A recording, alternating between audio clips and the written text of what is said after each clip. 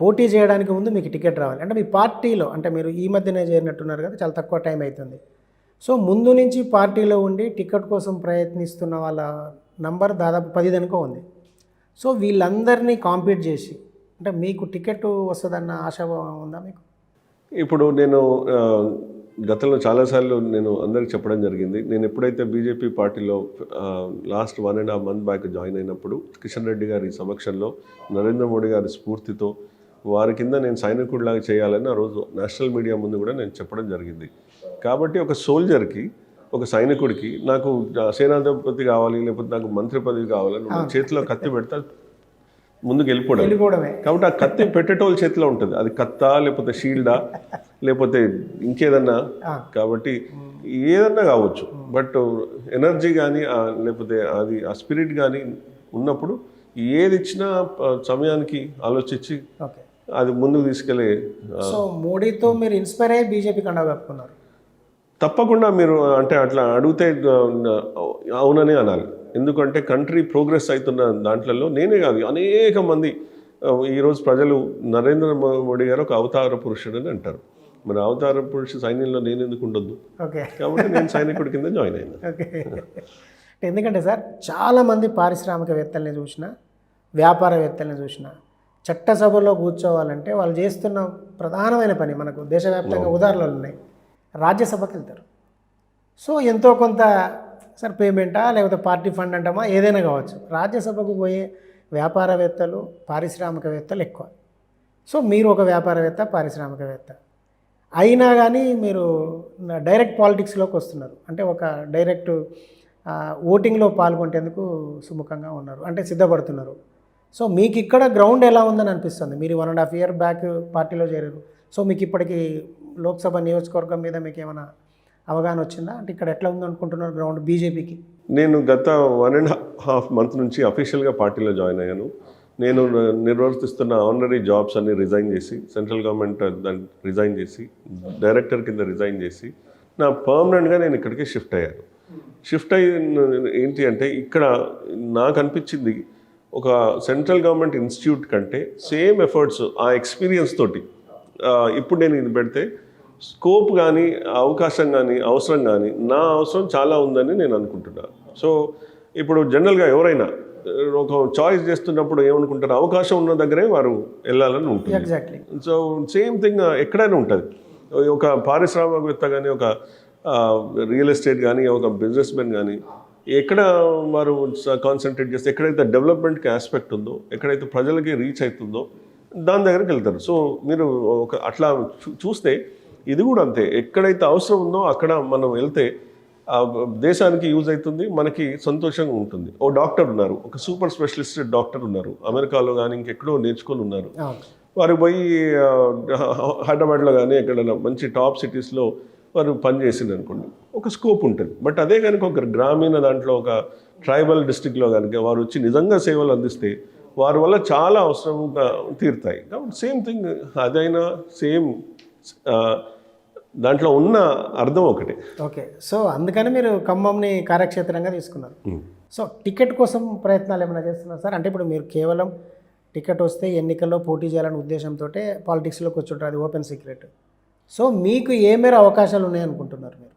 ఇప్పుడు ఎప్పుడైతే నేను కాంపిటీటర్స్ ఎక్కువ మంది ఉన్నారు కదా, ఎప్పుడైతే నేను నా 10 సంవత్సరాల నుంచి ఒక ఇన్స్టిట్యూట్ని కానీ ఒక ఎన్జిఓని కానీ బిల్డ్ చేసి దాని మీద అహర్నిశలు కష్టపడి దాన్ని ఒక మంచి పొజిషన్కి తీసుకెళ్ళి రిజైన్ చేసి వచ్చినాను, నాది నా నిర్ణయం ఎంత గట్టిదో ఆలోచించు. ఇక్కడ నేను పర్మనెంట్గా షిఫ్ట్ అయిపోయినా, మా గ్రామంలో ఇల్లుంది. సో ఇప్పుడు నేను తిరిగి లోకలైట్ అయిపోయా. కాబట్టి ఎప్పుడు కూడా మూలాలు వదలలేదు. మా ఊరు ఎప్పుడు వెళ్ళేది, ఇప్పటికీ నా వ్యవసాయం అంతా మా ఊర్లోనే ఉంది. ఒక్క సెంటు భూమి కూడా మేము ఎవరికి ఇవ్వలేదు.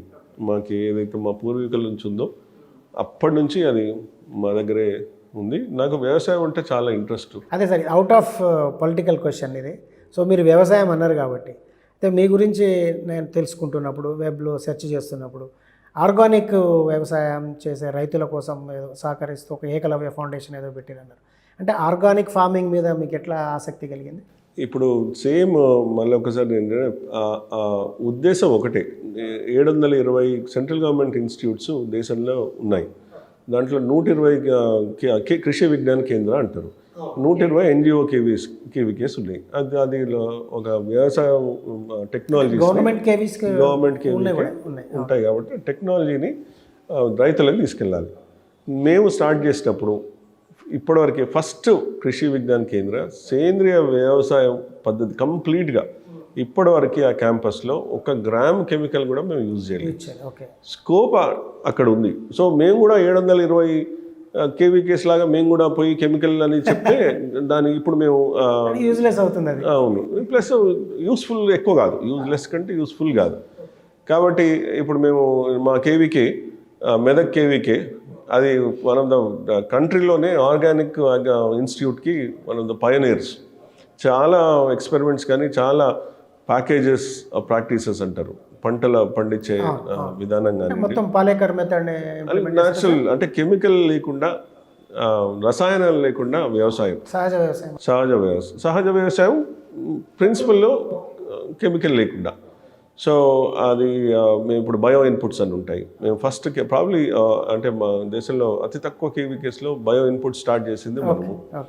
కాబట్టి అదే కనుక ఎక్కడైతే అవకాశం ఉంటే అక్కడ చేస్తే తొందరగా మనం వెళ్ళగలుగుతాం. సేమ్ ప్రిన్సిపల్ కూడా ఇంతే, ఇక్కడ అవకాశం ఉంది, అవసరం ఉంది. కాబట్టి నేను ఆర్గానిక్ ఫార్మింగ్ అప్పుడు వెళ్ళాను, ఇప్పుడు ఖమ్మం వైపు వచ్చాను. సో ఖమ్మంకు ఏం చేయాలన్న ఆలోచన ఉంది సార్? మీ దగ్గర ఉన్న ప్లాన్స్ ఏముంది? ఓకే, మీకు రేపు టికెట్ వచ్చింది అనుకుందాం, గెలుస్తారు.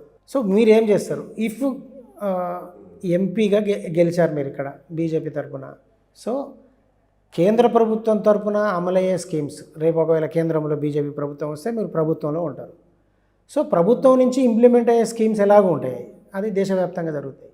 ప్రత్యేకంగా తాండ్ర వినోద్ రావు గారు అనే ఒక ఎంపీ వ్యక్తికి ఎంపీగా గెలిస్తే ఖమ్మం జిల్లాకి ఏం చేస్తారు? అంటే ఖమ్మం మీ సొంత జిల్లా అంటున్నారు కాబట్టి, అంటే మీ దగ్గర ఏమైనా ప్రత్యేకమైన ప్రణాళికలు ఉన్నాయా? ఇప్పుడు అది ఒక రకంగా చెప్పాలంటే, ఇప్పుడు ఇంతవరకు ఖమ్మం జిల్లాలో ఒక బీజేపీ ఎంపీ ఇంతవరకు రాలేదు. మీరు ప్రజల అవకాశం కమ్యూనిస్టులకు ఇచ్చారు, కాంగ్రెస్కి ఇచ్చారు, బీఆర్ఎస్కి ఇచ్చిండ్రు, టీడీపీకి ఇచ్చిండ్రు.